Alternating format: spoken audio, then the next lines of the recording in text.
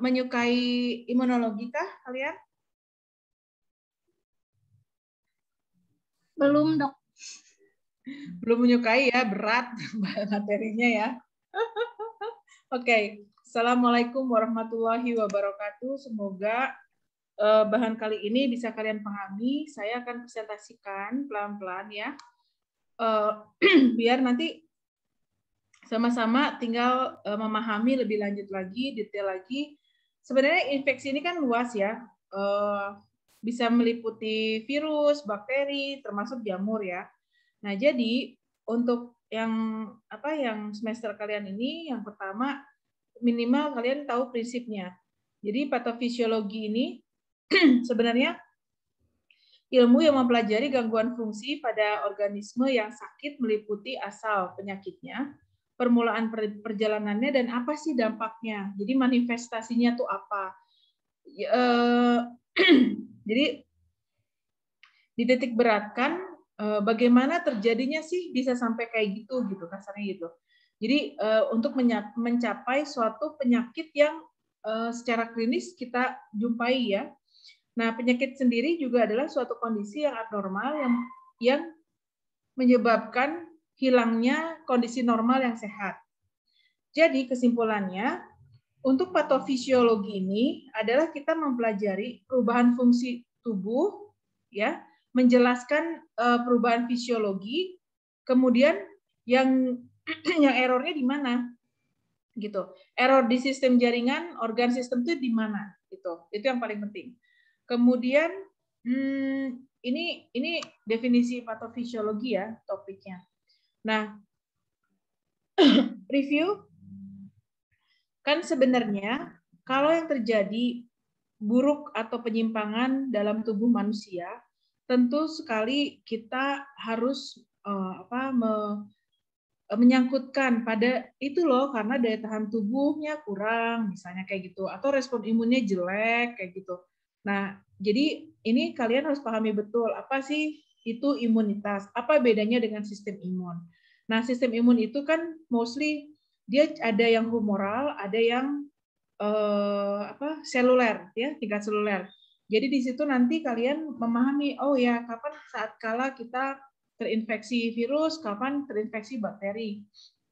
Sementara kalau yang namanya respon imun itu artinya reaksi tubuh ya. Dia merupakan kumpulan respon terhadap substansi asing yang terkoordinasi. Nah, jadi ini sebenarnya ruang lingkup dari patofisiologi sendiri ya, jadi nggak bisa terlepas dari daya tahan tubuh seseorang. Nah, nanti kalian dihafalkan atau dipahami dari apa sih sebenarnya sistem imun, kapan kita sebutnya respon imun ya. Ini gambaran sebagai pendahuluan orang yang mengatakan itu ada yang sakit spesifik, ada yang non spesifik gitu kan. Itu biasanya analoginya ke tuberkulosis. Tapi untuk hal ini dalam sistem imun yang dikatakan spesifik itu bila dia sudah terbentuk antibodi. Jadi misalnya ada kan antibodi itu kalau kalian periksa darah ya, misalnya ada imunoglobulin A, imunoglobulin E, terus ada juga yang apa namanya HSP ya, untuk kayak gitu. Itu antibodi yang spesifik punya infeksi tertentu. Makanya dikatakan dia spesifik. Yang non spesifik itu kalau kita herd immunity. Pernah kalian dengar ya, yang orang kalau sekarang lagi heboh tuh corona, itu tuh herd immunity. Nah, itu yang dikatakan kita non spesifik. Karena sebenarnya non spesifik ini ada keterlibatan yang namanya komplement. Ya, si komplement ini sama APC itu kayak apa ya?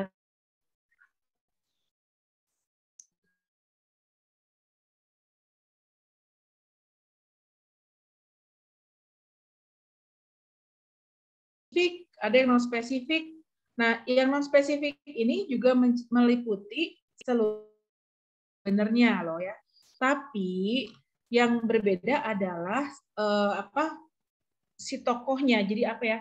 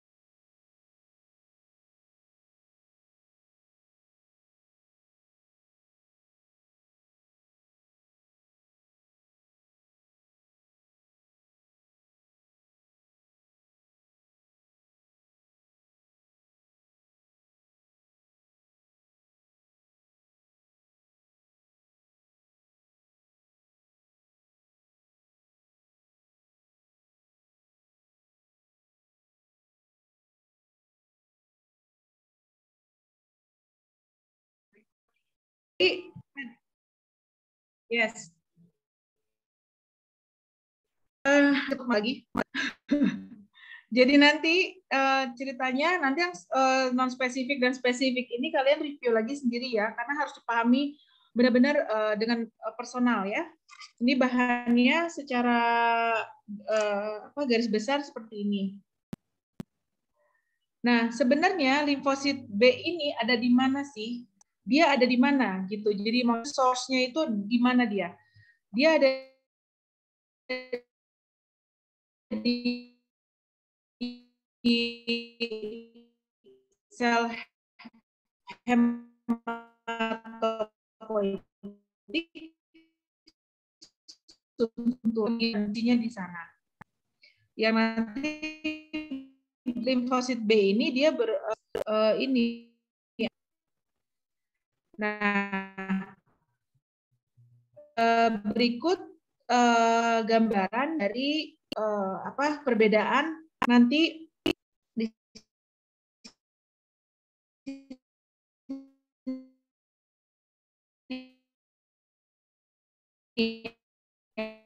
mohon maaf organel yang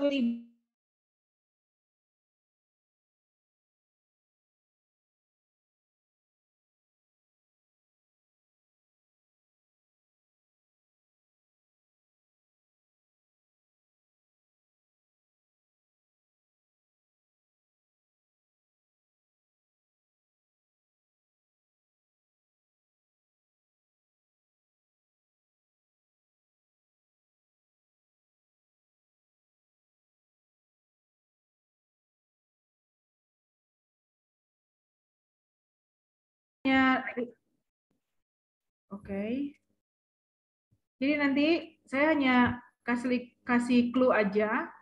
Kalian harus bisa ngebedain sel imun ini berperan di sel ekstraseluler dan intraseluler ya. Seperti ini gambarannya. Yang kapan kita, kalau virus itu dia bisa dua ya, bisa intra, bisa ekstraseluler, tergantung dari jenis virus yang menginvasinya. Protozoa, chlamydia, ya ini gambarannya seperti ini, dia membentuk suatu sitoplasmik, vesikuler, terus kemudian nanti antibodinya yang berperan tuh ini, nanti udah dibuat di tabel ini, nanti kalian baca ya. Nah, ini adalah perkembangan sel B. Sel B itu tetap menghasilkan antibodi yang saya bilang tadi.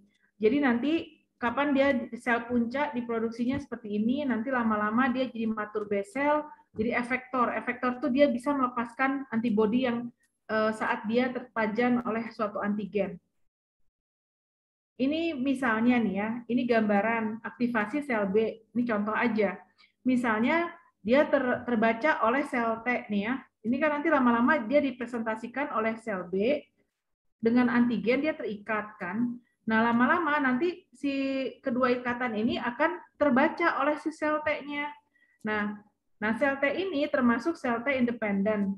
Dia ada juga berikatan dengan antigen non-protein berupa glikoplipid dan polisakarida.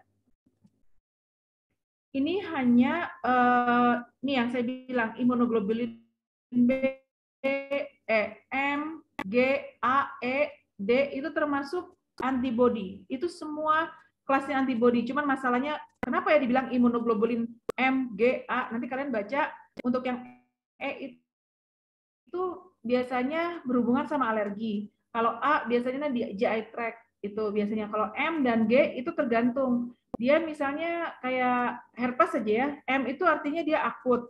Kalau yang G artinya dia kronis. Jadi nanti di sini ada exposure yang beberapa hari baru terbaca. Jadi ada yang namanya golden period yang hanya bisa terdeteksi. Di sini ada IgG ini yang kalian lihat di puncak, ada yang IgM. IgM ini biasanya dia hanya beberapa hari setelah dia terpajan oleh antigen. Terus nanti lama-lama makin kronis, makin lama yang dibentuk adalah IgG ya. Nah, ini nanti lama-lama kalau misalnya terpajan kedua kalinya, si sel B mengeluarkan memori B. Ya, inilah. Ini sekilas info aja. Oke. Nah, tadi kan ceritanya yang secara umum holistik tentang bakteri dan virus.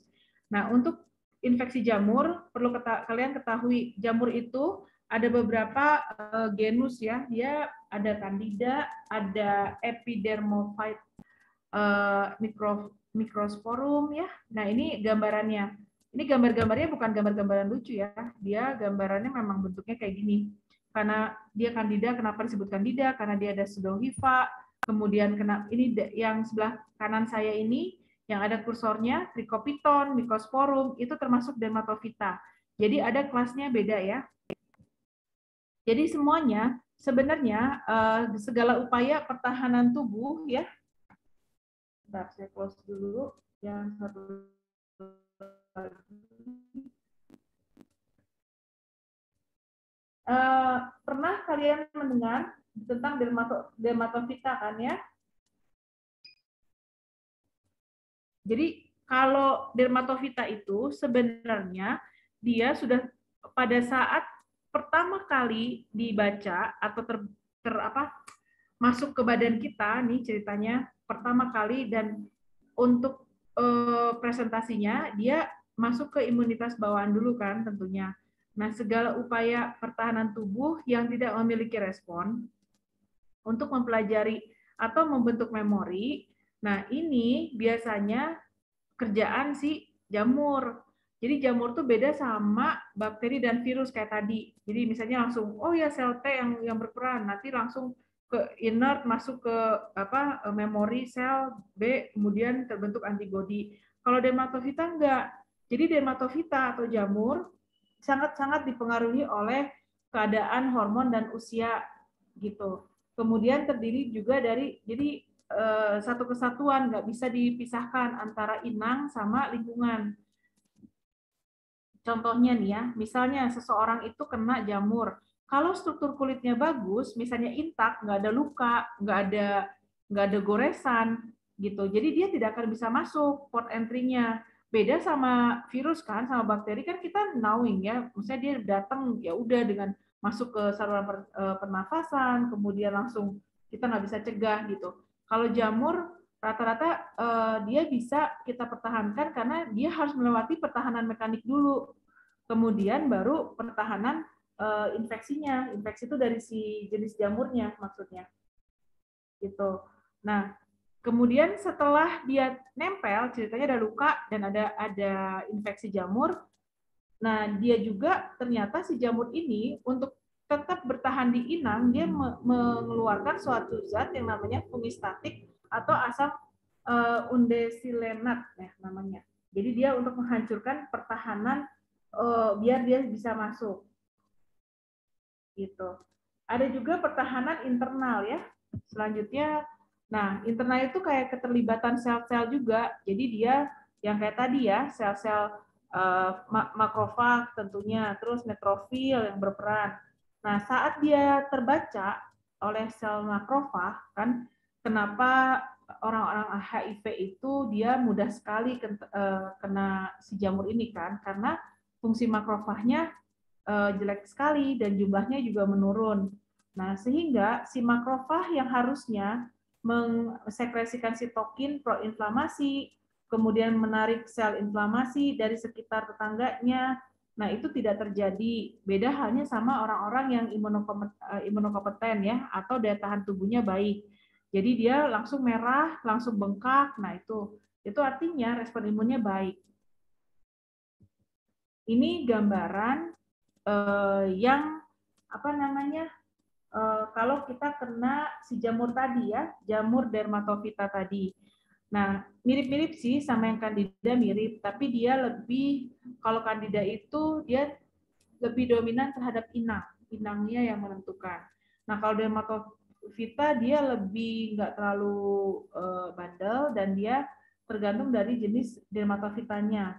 Keterlibatan di sini adalah tentunya neutrofil pertama ya, kemudian nanti dia kan ada sitokin-sitokin dari makrofag kan dihasilkan. Masuklah dia ke pembuluh darah ya. Pembuluh darah ini ada skematisnya, kalian nanti bisa baca. Mast cell ini yang tadi ya, bukan mosel ya, mast cell. Mast cell itu nanti yang mengeluarkan histamin. Ini yang patogen yang apa yang kayak item-item itu, nah itu patogennya artinya yang terpajan, which is di sini adalah dermatofita ya. Nah, kalau si Candida, penyakit Candida ini sebenarnya dia kayak silent infection gitu loh. Jadi dia lebih jahat, lebih kronis, tapi dia slow respon untuk masuk ke dalam tubuh ya. Nah, penamaannya tentu akan tiap bagian itu berbeda, dari mulai CAS misalnya dia di rongga mulut, atau dermatocandidiasis bronchomycosis itu di saluran paru-paru ya. Vulvovaginitis itu di vulva. Jadi penamaan Candida ini tergantung dari lokasi yang dia ada di infeksi mana. Termasuk kuku ya. Genus Candida itu banyak sekali kita temuin di kuku-kuku, terus termasuk saluran cerna, terutama pada orang-orang HIV. Nah, ini si Candida ini sebagian besarnya dibagi menjadi 3 bagian: Candidiasis kutan, mukokutan, dan sistemik. Kalau yang tadi si dermatofita, ya udah dia cuma di kulit doang gitu. Kalau misalnya dia menginvasi suatu organ, misalnya bisa juga di kuku bisa ya, di rambut bisa gitu, tapi cuman nggak masuk ke mana, ke GI tract gitu, jarang sekali ya. Jadi yang jenis ke vagina atau ke saluran cerna itu pasti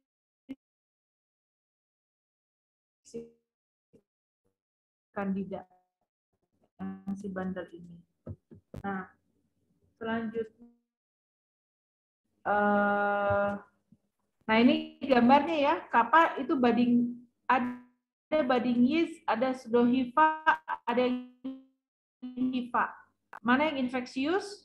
Tiga-tiganya infeksius, kecuali spora ya. Spora itu menandakan dia sudah sembuh, jadi dia tinggal healing aja. Ketiga ini, bentuk ini, misalnya nanti kan kalian lihat tuh di laboratorium ada budding cell, ada pseudohifa, hifa. Ini artinya kalau ditemukan ini hasilnya berarti si pasiennya masih menular. Candida ini sebenarnya saya bilang tadi ya, dia menyerang imunitas seluler.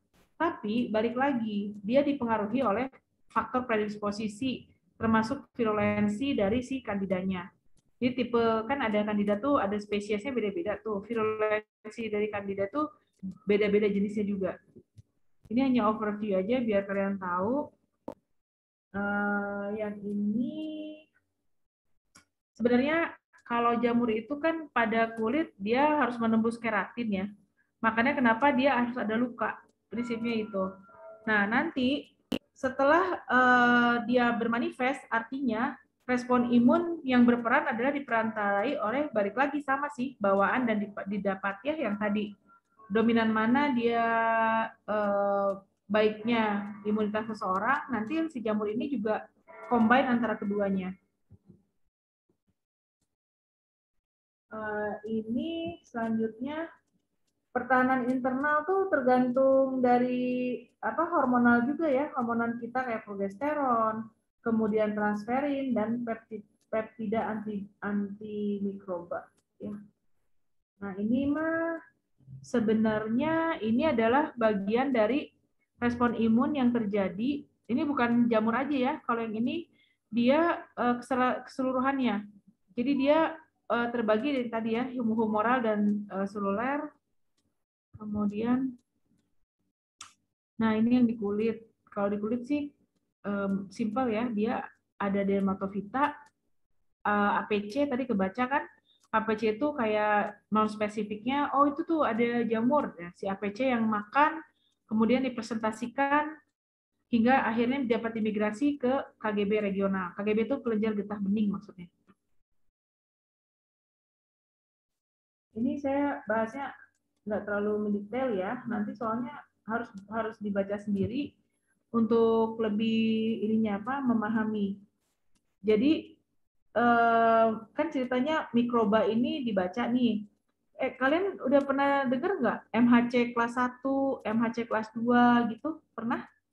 Ada yang bisa mewakili apa bedanya MHC kelas 1 dan kelas 2? Hah? Pernah dikasih lecture-nya nggak tentang MHC ini? MHC ini kalau yang kelas 2 itu dia mikroba yang menangkap mikroba ya. Nah, mikroba itu biasanya umumnya berbentuk dari bakteri ya. Atau dia ini selanjutnya bisa berikatan sama yang namanya limfosite CD4, CD4. Nah, CD4 ini kan sebenarnya kenapa orang oh ya cek CD4. Pernah kan dengar ya kalau misalnya orang HIV pasti kita CD4 yang di apa? Yang dibaca. Nah, nanti si limfosite ini kan akan berproliferasi dan berdiferensiasi ya. Nah, lama-lama dia akan menyesuaikan dan akan dihancurkan oleh sel T yang sitotoksik. Ini interleukin. Aduh, ini tuh agak seluler ya. Kalian harus baca dulu sebenarnya agar bisa memahami sebetulnya ya. Ini hanya saya rangkum sebagian besar ya. Kalau sel T helper 2 ini dia menghasilkan interleukin. IL itu interleukin ya. Interleukin 4, interleukin 5, wah banyak lah seriannya sampai 13, ada yang sampai 15, banyak banget lah pokoknya. Dia memicu kapan sih misalnya interleukinnya meningkat. Jadi si eosinofil yang terbaca dalam diferensiasi dari darah itu kelihatan ya. Kalau misalnya dia interleukin 4 dan interleukin 10 yang terdeteksi itu menandakan adanya penurunan fungsi dari makrofag. Ya, diferensiasi itu dari T helper 2 ini menentukan hasil interleukin yang dihasilkan untuk yang 4, 5, 10, 13. Jadi nanti ada T helper, TH itu T helper 2, TH1, T helper 1 ya maksudnya itu. Nah, ini gambaran patogen ya. Patogen itu yang dari makrofag, ceritanya nih dari makrofag, kan ini ada patogen nih, dibaca oleh APC, APC-nya ada yang punya makrofag, si ini kan punya reseptor kelas 2 MHC molekul. Nah, nanti si T helper ini akan ngeklik sama si MHC molekul ini. Kemudian bersamaan dengan sel B, dia akan menghasilkan sitokin-sitokin dan plasma-plasma sel yang akhirnya akan membentuk suatu antibodi tertentu. Dan kalau misalnya terus terpajan, akhirnya dia menghasilkan sel B yang memori. Itu secara umum ya. Ini gambaran biar kalian lebih mudah paham. Nah, jadi si T helper 1 kan mau T helper 1, mau T helper 2 itu sama, semua mereka itu yang punya respon imun seluler ya. Tapi kalau yang tadi kan T helper 2 ya untuk mikroba atau bakteri ya. Kalau T helper 1 itu yang mengantisipasi infeksi dermatofita atau jamur ya. Nah, kalau dermatofita ini dikatakan dia tuh sebenarnya self limited disease. Bila daya tahan imun seseorang itu baik, kalau tidak dia akan dilanjutkan mengikuti imunitas seluler. Yang imunitas seluler ini melibatkan T helper 1. Nah, jadi apa namanya? Nah, selanjutnya nih. Ada yang namanya reaksi hipersensitivitas delay type ya, delay type atau yang namanya DTH. DTH ini akan terjadi bila suatu respon imun seseorang, imun selulernya ya, terlalu lama dan tidak teratasi dengan pengobatan atau misalnya dibiarkan aja. Nah, baru nanti akan terjadi reaksi hipersensitivitas tipe lambat, ya. Nah, imunologi pada dermatofita baik hewan maupun manusia ditentukan dari tipe sama kontak terpajannya. Jadi kalau misalnya bagus nih imun seluler seseorang, dia bisa self-limiting disease kan, artinya sembuh dengan sendirinya. Nah, kalau severe, misalnya dermatofita yang tipe ganas atau misalnya candida, biasanya muncul reaksi hipersensitivitas. Nanti ada gambar klinisnya ya, contohnya. Ini nggak penting. Ya, ini hanya menunjukkan contoh aja, sel B memory ini bisa menghasilkan IgE untuk yang marker alergi ya. Ini lanjut aja. Ini agak berat ya, saya lanjut aja ya, ini di skip ya, oke. Nah ini yang apa?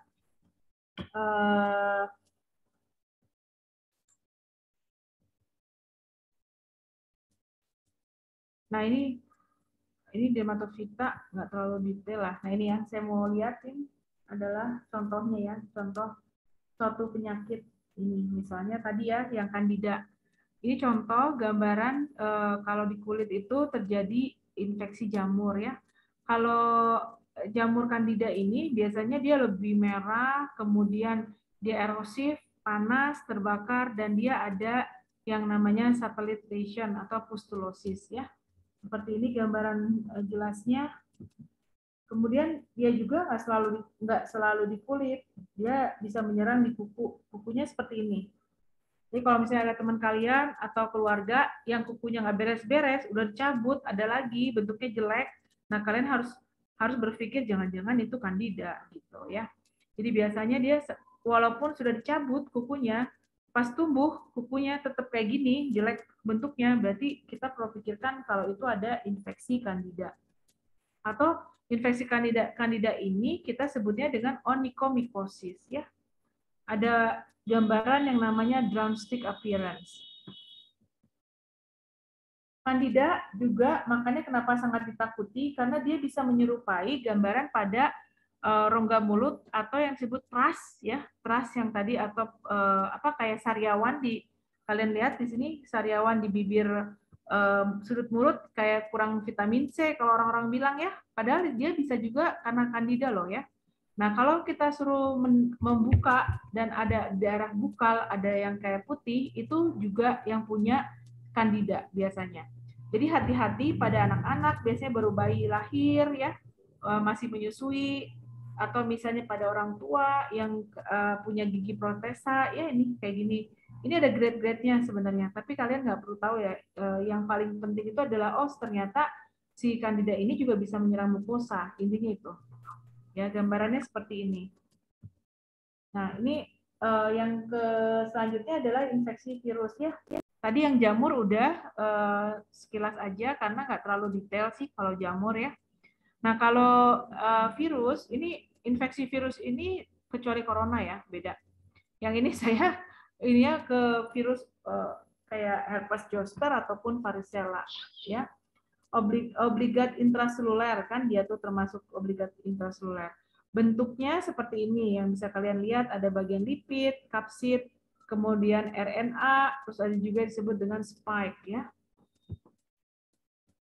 Nah, ini ada namanya replikasi virus. Replikasi virus itu kalian mungkin dari SMA ya, kita belajar ini kan dari SMA ya. Kalau kalian bisa mengingatnya hebat. Jadi nanti kapsid ini kan ada virion. Yang namanya virion itu dia punya DNA. Kemudian dia bisa masuk bersama membran sel, masuk ke dalam transkripsi viral genes. Kemudian dia menghasilkan banyak virus yang akhirnya dikeluarkan dari inti sel ini, ya. Inti sel ini tuh dia melewati proses transkripsi dan translasi, ya. Nanti baru terbentuklah si kepala-kepala dari virus. Kemudian terjadi rilis untuk pembentukan virus yang baru.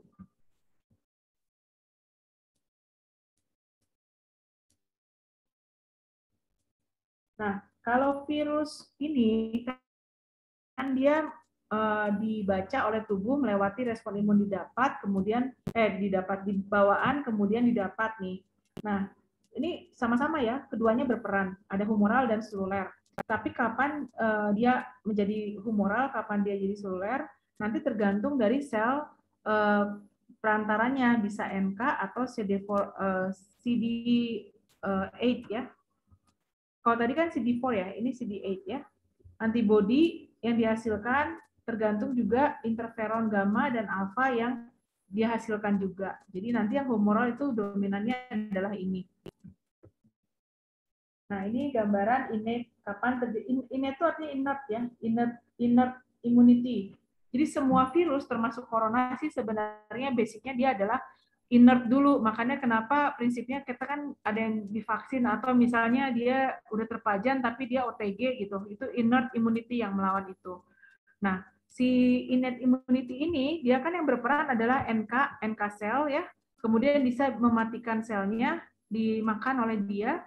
Nah, kalau dia masuk ke adaptif, dia sudah sudah melibatkan sel B. Akhirnya mengeluarkan antibodi yang maksudnya bisa menetralkan si antigen yang tadi yang virus ini dimakan sama dia, ditangkap gitu ya. Nah, ini ada terlibatan CD8, kemudian nanti diharapkan si selnya bisa mematikan si infeksi virusnya, ya, dieradikasi infeksinya.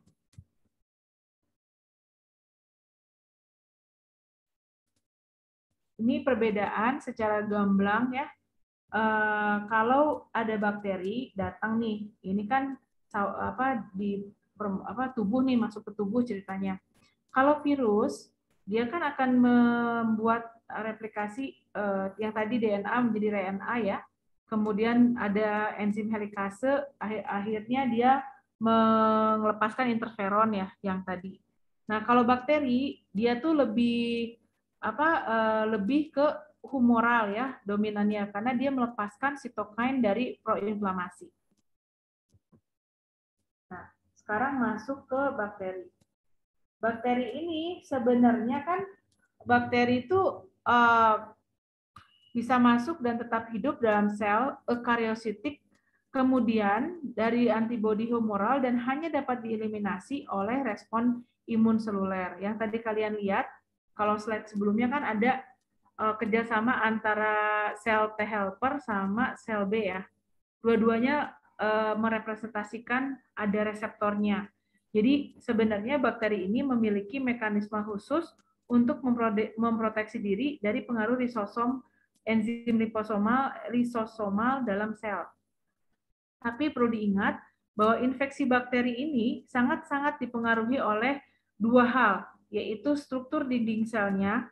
Kan ada tuh dia termasuk bakteri gram positif, ada yang negatif, termasuk Mycobacterium ya, TB maksudnya.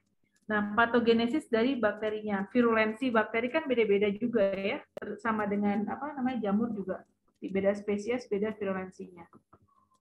Nah, ini slide ini adalah menunjukkan tadi yang T helper tadi ya. Kalau yang bakteri ini kan dominannya dia ada keterlibatan antara T helper. Ini ada gambaran pertama untuk mikroba kan ditangkap dan dibaca oleh APC dari makrofag ya tadi ya. Kemudian dia menjadi CD4 untuk dari tel C. Tel C akan memperbanyak diri, kemudian menjadi T helper 1 ini mengeluarkan interferon dan TNF alfa ya. Nah, lama-lama kan dia akan terbaca juga nih, dibaca kerjasamanya oleh sel B. Sel B juga menghasilkan ke antibodi sehingga dia ditangkap oleh reseptor dari namanya PC ya, PC. Untuk terjadi fagositosis. Fagositosis atau opsonisasi itu merupakan usaha suatu sel untuk memakan antigen yang masuk ke dalam tubuh. Kalau T helper 2 mirip-mirip sih sama T helper 1 ya, tapi yang membedakannya adalah yang dihasilkan. Kalau tadi interferon kan, kalau ini interleukin. Interleukin 10 sama 4, kemudian yang 4 akan dibaca juga berikatan representasikan oleh kepada sel B. Nah, sehingga membentuklah dia IgE atau IgG. Kalau yang interleukin 10 sama 4 berperan dalam aktivasi makrofag, sehingga dapat mengcover atau melindungi tubuh dari suatu infeksi yang namanya alergi terhadap misalnya parasit ataupun reaksi-reaksi alergi karena terjadinya granulasi dari sel mas ya, itu untuk yang IgE.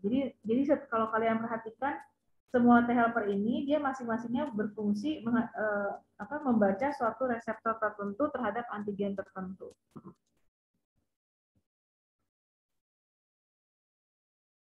Infeksi bakteri seluler ini yang tadi ya, kalau proteksi utama spesifik terhadap bakteri itu kan CD4 ya. T helper 1, TH1 itu T helper 1 mengaktifkan makrofag dan memproduksi interferon. Sementara CD4/8 itu memacu pembunuhan bakteri dengan cara lisis yang tadi, yang fagositosis. Fagositosis itu artinya lisis ya tadi. Jadi dia dua-duanya berinteraksi, dia terjadi T helper 1 sama 2 juga sama ya. Nah, ini gambaran selanjutnya adalah bakteri ditangkap kemudian oleh kan berikatan sama komplement tuh, dibaca akhirnya sama makrofag. Setelah dibaca sama makrofag, dia terjadi kemoktaksis, artinya berjalan gitu. Kemoktaksis mendekati suatu sel yang namanya sel dalam darah ya. Nah, terjadi opsonisasi, fagositosis, kemudian ada limfosit ini kan sama ya, dia untuk menghancurkan atau melisiskan dari si bakteri. Ada juga yang namanya, makanya kalau kalian lihat di darah itu ada neutrofil, ada limfosit. Nah, kalau jumlahnya meningkat, artinya dia terjadi peradangan dalam darah karena kerjanya makin banyak kan yang diproduksi, banyak cloningnya, jadi jumlahnya banyak, akhirnya terbacalah peningkatan dari jumlah dari neutrofil, limfosit maupun tanda-tanda radang lainnya yang secara klinis bisa didapatkan. Nah, ini contoh dari infeksi bakteri yang umum ya. Saya ambil contoh kasus yang infeksi bakterinya yang mudah dibayangkan ya. Kalau infeksi bakteri biasanya dia harus ada port entry dari folikel rambut. Misalnya folikel kan seluruh permukaan kulit ada folikel rambutnya. Jadi ini terbentuk abses atau furunkel di spot-spot di folikel rambut ini. Ini TLR nggak usah lah ya, TLR terlalu detail. Nah, ini kalau kalian lihat, yang tadi, yang kalau kalian ingat, review lagi mengenai peran dari NK ini. NK ini kan sebenarnya dia termasuk sel yang untuk untuk menghasilkan interferon ya, interferon, TNF-alfa bila terjadi aktivasi dari sel T. Aduh, ini pusing ya. Ini pernah kalian baca nggak yang ini? Sel-sel peptide, virus, ini sebenarnya sama sih sama yang tadi, cuman ini lebih ke tahap-tahap per ininya, per periodnya ya. Ini nanti dibaca aja. Saya lihat lagi. Virus itu agak panjang ya ini. Nah, nanti yang misalnya kapan yang merah terus kapan yang hijau, nanti kalian baca untuk membran, host membran dan viral code proteinnya kapan diturunkan, kapan dihasilkan ya. Ini antibody juga kan, kenapa maksudnya dibentuk antibody untuk menetralkan virus yang masuk ya. Makanya kenapa di-induce misalnya dalam bentuknya protein atau misalnya vaksinnya dalam bentuk vaksin. Prinsipnya seperti ini. Jadi kesimpulannya, mekanisme virus untuk menghindari respon imun itu bisa dua kan, bisa banyak hal. Dia bisa bermutasi, makanya kenapa suka ada isu, oh ya itu corona mutasi, corona tipe berapa gitu kan. Terus atau misalnya HSV misalnya, atau misalnya HPV, tuh banyak mutasi-mutasi yang terjadi. Itu maksudnya gimana caranya mereka bisa menginvasi badan manusia sehingga tidak bisa dibaca oleh sel T tadi ya. Nah, kemudian mempengaruhi proses dan penyajian antigen yang tadi APC maksudnya. Menghasilkan molekul yang menghambat sistem imun seperti interleukin, interferon, terus kemudian NF-alpha ya, menginfeksi dan membunuh, mengaktifkan sel imunokompeten. Jadi ini cara-cara tubuh untuk menangkap, dan si virus juga berusaha untuk menghindari dia tidak terbaca, dan akhirnya mereka berhasil untuk membuat suatu penyakit seperti itu.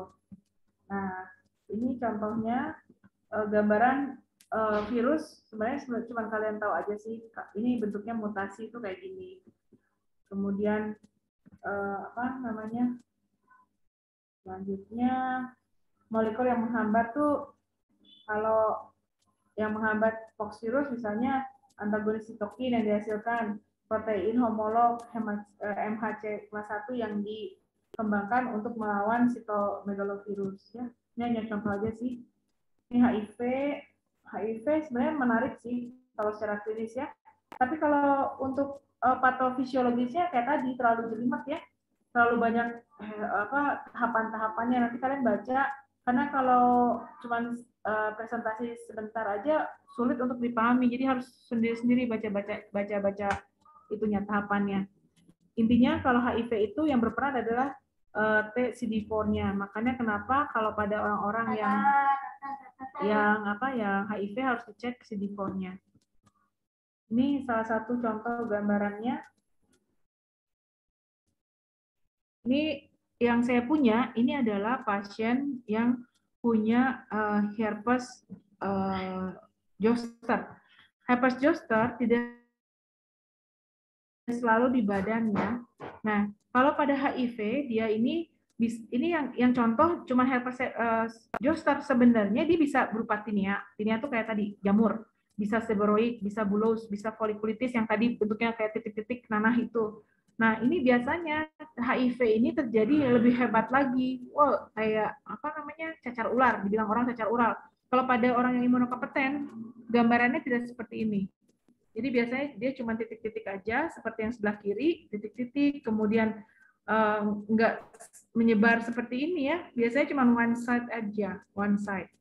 Jadi dia hanya berupa erupsi makulopapular. Nah, kelainan kulit yang didapatkan pada HIV sebenarnya dia menunjukkan jumlah CD4. Biasanya semakin CD4-nya bagus, si kulitnya juga makin baik. Kalau misalnya CD4-nya menurun, biasanya didapatkan penyakit kulit yang lebih severe, seperti yang pada kanan ini. Ini contoh ya. Ini juga gingivostomatitis, tapi bukan HIV kalau ini ya. Ini hanya gambaran aja. Sebenarnya dia bisa berupa kayak sariawan biasa ya, tapi ini adalah salah satu infeksi virus yang terjadi di oral. Di oral itu di rongga mulut. Nah, seperti ini gambarannya. Ini juga sama ya, kalau orang bilang sariawan, dok, aku ada kayak lecet-lecet sedikit. Nah, ini gambarannya. Tidak selalu herpes zoster ya. Herpes simplex biasanya ditemukan pada bibir atau kelamin. Nah, ini HSV1 atau HSV2 kombinasi untuk saat ini ya. Kalau tadi zoster loh, beda ya. Herpes simplex sama herpes zoster beda ya. Kalau zoster itu reaktivasi herpes zoster, varicella zoster yang teraktivasi. Kalau herpes simplex itu beda lagi kasusnya. Beda, mereka saudaraan tapi beda jenis. Mirip-mirip keluhannya kayak terbakar, perih ya. Dan predileksinya itu biasanya di bibir atau di kelamin gitu. Kalau zoster bisa di kelamin bisa, cuman tetap one side. Jadi tetap patternnya adalah kayak pita gitu ya. Kalau ini cuma satu spot aja. Ini bukan jorok ya, tapi ini contoh aja. Contoh yang kita, kan orang dulu ya, keilmuan dulu itu virus herpes 1 itu menginfeksi di bibir sama kemaluan. Ternyata untuk penelitian sekarang herpes simplex tipe 2 juga bisa ya. Dua-duanya ini bisa menyebabkan kelainan di kemaluan. Seperti ini contohnya. Bisa sampai berupa ulkus ya, tidak hanya vesikel.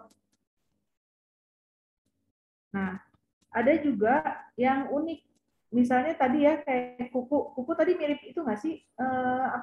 Jamur ya. Kalau jamur kan dia dominannya di kuku ya. Maksudnya ini juga ada kan jeleknya kuku, distrofik dari kuku. Nah, biasanya dia terjadi herpetic with low namanya. Ada keterlibatan infeksi dari herpes simplex di ganglion dari jari. Makanya ada orang yang sakit jari ya, lecet di jari kok nggak sembuh-sembuh gitu kan. Terus kayak ada nanah, kayak ada jangan-jangan saya buduk gitu kan, mirip ya. Ini mirip loh. Nah, nanti yang ngebedain adalah pemeriksaan penunjangnya. Apa yang kita lakukan? Diambil dari spesimen dari vesikel atau yang beruntusan yang di tangan ini ya. Kalau untuk manifestasinya sih sebenarnya ya di bagian kelamin itu agak lebih sulit dibandingin di ekstremitas atau jari atau di oral bukal. Nah, oral bukal ini biasanya terjadi rekurensi kan, sehingga petanda kalau misalnya rongganya sariawan terus dan tidak terobati, tidak bisa terobati, itu menunjukkan morbiditas dan mortalitas yang buruk. Jadi artinya menuju kematian. Biasanya didapatkan pada orang-orang yang HIV. Tapi jarang kalau yang baik sih imunokompeten atau daya tahan tubuhnya baik, dia tidak terjadi rekurensi. Biasanya seperti itu. Nah, ini contohnya aja. Yang terakhir ya, ini saya bahas tentang parasit. Nah, kalau si parasit dia lebih simpel. Kalau tadi kan banyak banget ya terlibatan sel-sel NK, limfosit, sel B, bla bla bla bla gitu ya. Nah, kalau yang ini parasit itu simpel banget. Dia diperantarai oleh T helper 2 dan reseptornya juga cuman FCRI ini yang ada di eosinofil. That's why kalau misalnya kamu kena kegigit misalnya cutaneous larva migrans atau misalnya cacing-cacing yang lain yang masuk ke invasi ke badan kita, nah kalau dicek darahnya pasti eosinofilnya meningkat ya. Jadi kalau petanda marker kalau misalnya cek darah yuk misalnya gitu terus hasilnya eosinofilnya meningkat, itu menunjukkan bahwa kalian itu alergi terhadap sesuatu ya. Nah, kalau ini eosinofil ini kalau meningkat sangat dan disertai dengan kelainan kulit yang spesifik seperti gambar ini. Nah, ini banyak kita masih jumpai dia ini biasanya terjadi pada petani atau pada wisatawan yang habis dari pantai. Hati-hati kalian kalau misalnya bermain di pasir pantai tanpa alas kaki. Kadang-kadang pulang gatal di kaki dan ada bentuk seperti ini. Ini kalau tidak diobati dia akan naik ke saluran limf dan pembuluh darah naik ke atas sampai ke mata, ya bisa sampai ke mata. Jadi kalau misalnya gambaran klinisnya kayak gini, kayak tadi tambang ya, terus nanti yang bagian invasinya akan menyembuh, lama-lama dia naik ke atas, seperti ini gambarannya. Dia bisa merah, bisa juga enggak merah bisa kayak gini sebelah kiri ya. Nah, ini contoh gambaran klinis yang masih kita dapatkan contoh dari infeksi parasit. Gitu. Jadi yang paling kompleks adalah virus ya. Kalau patofisiologi infeksi virus itu agak paling jelimet. Kalian harus baca dulu biar kalian memahami kapan keterlibatan T helper 1 dan 2 ya. Itu aja sih. Semoga presentasi ini bermanfaat buat kalian. Sekian dari saya. Wassalamualaikum warahmatullahi wabarakatuh. Ada pertanyaan kah?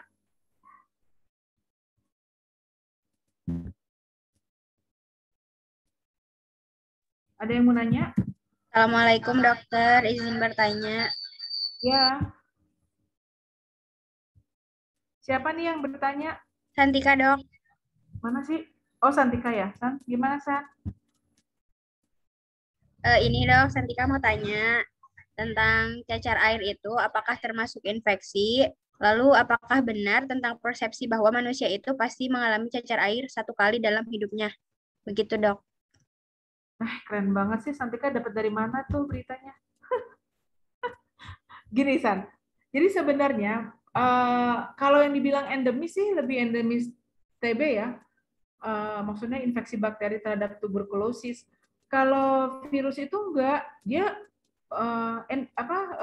sporadik, dia maksudnya mudah didapatkan dan pada penduduk yang padat, ya mungkin terjadi ya di Indonesia banyak cacar air gitu. Jadi jawabannya nggak selalu sih, maksudnya ada juga.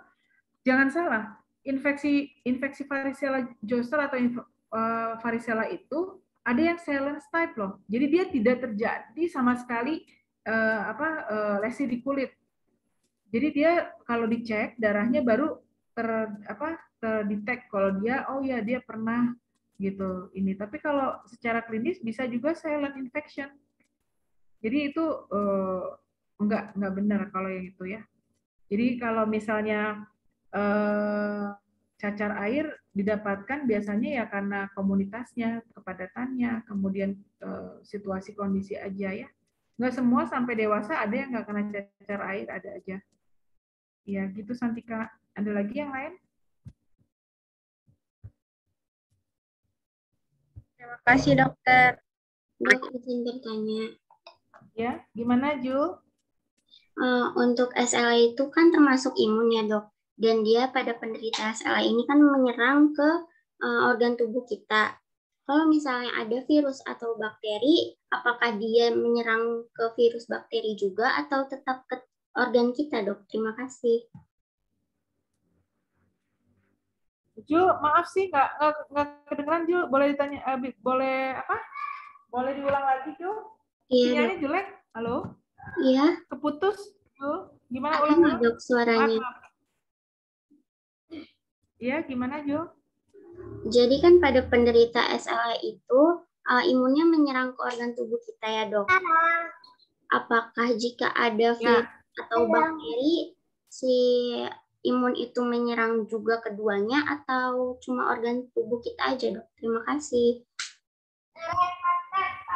Ya, dia menyerang semua sama, menyerangnya sama Jo. Bentar ya. Saya matikan dulu sebentar. SL itu lupus maksudnya? Iya dok. Nah, sama, dia cuman bedanya itu ya. Kalau misalnya dia terinfeksi virus ya prosesnya sama dengan yang tadi yang dijelaskan. Yang bakteri juga sama. Cuman bedanya ini loh, yang tadi yang period itu. Yang tadi ada diagram yang lama beberapa hari dia muncul IgG, IgE. Nah, itu period waktu yang dihasilkan oleh suatu selnya yang berbeda sama yang normal gitu.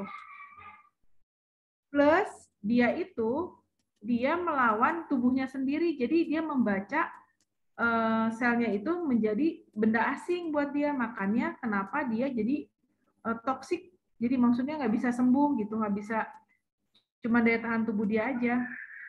Perbedaannya itu, jadi sel tubuh dia sendiri menjadi suatu antigen bagi tubuhnya, itu yang membuat dia parah Jo. Jadi tapi kalau misalnya virus atau bakterinya sama, cuman onsetnya aja lama. Tadi yang diagram tadi loh, yang kayak gunung tadi loh, yang kayak gunung tadi. Itu kan kalau misalnya orang normal itu herd immunity itu biasanya kurang dari 5-7 hari udah terbentuk tuh. Kalau si SL itu biasanya dia lebih lambat, lebih kebacanya lambat. Bisa sampai 2 minggu gitu. Itu makanya kenapa dia sangat rapuh dan mudah sekali kalau udah terinfeksi, berat banget gitu. Jadi itu aja sih, jumlahnya sama periodnya aja yang berbeda. Thank you, pertanyaan yang bagus Jo. Thank you. Terima kasih dok. Semoga ini menjadi pencerahan ya, karena ini imunologinya agak berat sih. Kalian dapat topik ini, patofisiologi itu agak, harusnya sih menjadi 3 bahan ya. Harusnya virus-virus gitu, bakteri-bakteri gitu. Ini mah semua dicampur, pusing nggak sih? Hah? Saya juga gimana caranya? Ini juga banyak banget ya bahannya. Gitu. Jadi nanti kalau untuk prinsipnya saya ambil kalau yang virus tuh yang banyak aja ya, kayak HIV, terus kayak herpes zoster gitu. Sebenarnya masih banyak yang lain ya, termasuk parasit ya. Ini hanya overview. beberapa aja biar mempermudah kalian untuk nanti ujian. Saya nanti mungkin ujiannya juga saya ambil dari slide aja. Jadi kalian tinggal baca semua diagram-diagram udah saya masukkan ya. Nanti saya share seperti biasa, nanti saya emailkan ke PJ kalian. Harus beberapa kali sih bacanya. Menurut saya sih satu-satu ya, bakteri dulu, terus kemudian virus gitu. Kalau kalian udah paham itu sih, insya Allah lebih gampang kesananya ya. Gitu. Rasanya udah cukup ya, waktunya udah udah melewati ya. Ada lagi yang lain nggak? Satu pertanyaan terakhir sebelum saya tutup kuliah ini.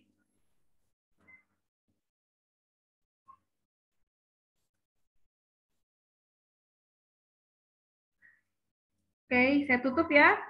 Nanti bahannya saya share, oke? Terima kasih untuk menghadiri presentasi ya. Ya. Itu Papat barusan Raisen, Bu. Mana? Siapa? Papat Siti Robiah. Assalamualaikum, Dokter. Waalaikumsalam, maaf. Bapak izin bertanya, Dok. Ya. Kan jikalau seseorang terkena infeksi itu suka ada saran mengkonsumsi antibiotik ya, Dok. Lalu ada persepsi bahwa kita itu harus menghabiskan obat antibiotik tersebut walaupun kita sudah sembuh, Dok. Apakah benar? Oke, Pak. Thank you untuk pertanyaannya. Jadi sebenarnya saat kita memberikan antibiotik itu harus dipastikan secara klinis dan laboratorium. Kalau misalnya dia hanya dikatakan infeksinya berat ya, misalnya ada peningkatan leukositosis, kemudian ada limfosit yang meningkat ataupun neutrofil. Neutrofil itu biasanya yang punyanya virus, makanya kenapa dia akan dibaca oleh sel T CD4. Nanti kalian review lagi ya. Nah, sebenarnya betul drug of choice-nya adalah antibiotik. Nah, tapi yang diperlukan, yang harus diperhatikan adalah antibiotik yang mana, untuk bakteri yang mana. Kan ada bakteri gram positif, gram negatif ya. Makanya kenapa pada beberapa pasien lebih seneng, lebih banyak dikasih yang broad spectrum. Artinya dia dapat membunuh kedua gram itu, baik negatif maupun positif. Gitu. Kalau itunya benar drug of choice-nya, asal betul didiagnosanya benar secara klinis dan secara pemeriksaan darah dia memang ada leukositosis. Kan itu tandanya dia ada infeksi bakteri toh. Nah, kemudian untuk kenapa harus habis? Karena korelasinya dengan resistensi.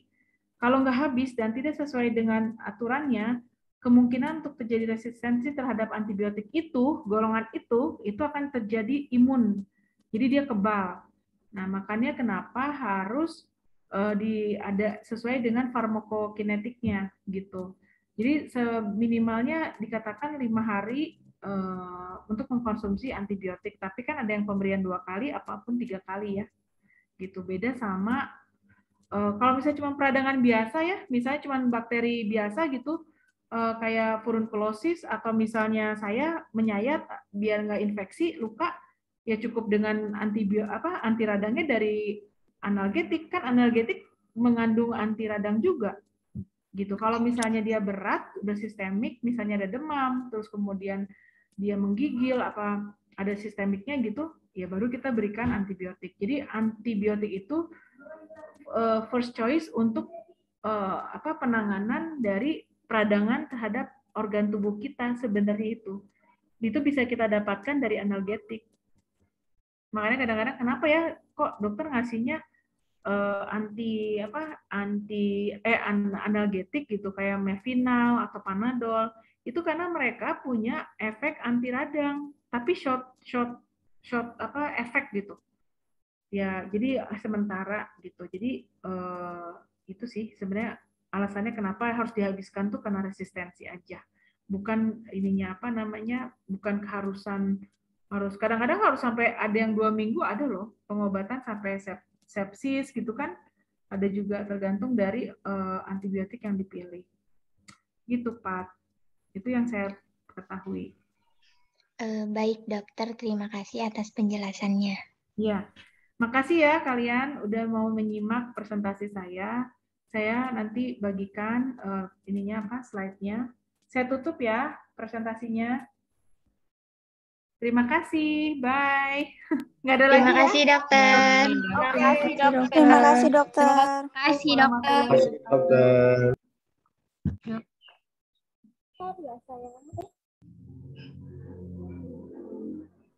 Papat, kamu di mana? Di rumah.